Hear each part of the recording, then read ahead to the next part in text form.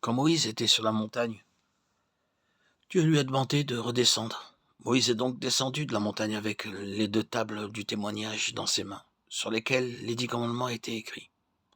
En voyant ce qui se passait dans le camp, sa colère s'enflamma et il brisa les 2 tables de pierre.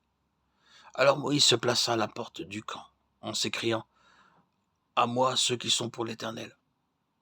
Et tous les fils de Lévi s'assemblèrent auprès de lui. Il leur dit que chacun de vous mette son épée au côté.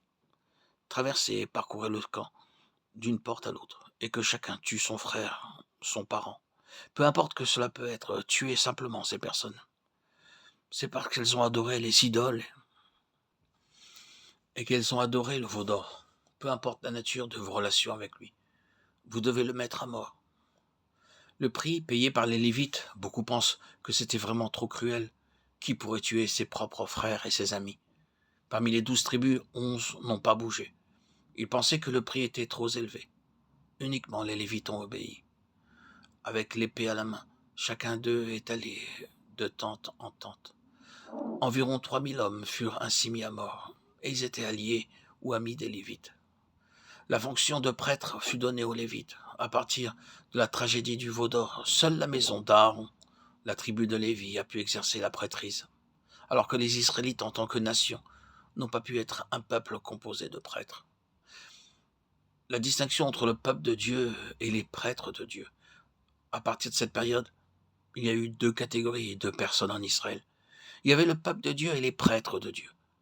La pensée originelle de Dieu était que chaque enfant d'Israël soit prêtre de Dieu. Personne ne devait faire partie du peuple de Dieu sans être en même temps prêtre de Dieu. Cependant, parce que nombreux sont ceux qui ont aimé le monde et les alliances humaines, étant infidèles et idolâtres, la fonction de prêtre a été séparée du peuple ordinaire.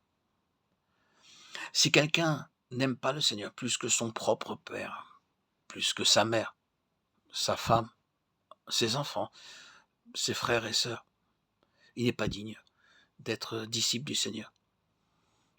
Nombreux sont ceux qui ne peuvent en payer le prix. À partir de ce jour, en Israël, les prêtres furent séparés du peuple. La sacrificature appartenait à une seule famille. La nation de prêtres est devenue une tribu de prêtres, puis une famille de prêtres. La tribu de Lévi, peuple de Dieu, était aussi une tribu composée de prêtres de Dieu. Ceux qui formaient les 11 autres tribus ne pouvaient pas être appelés des prêtres de Dieu. C'est une chose très sérieuse.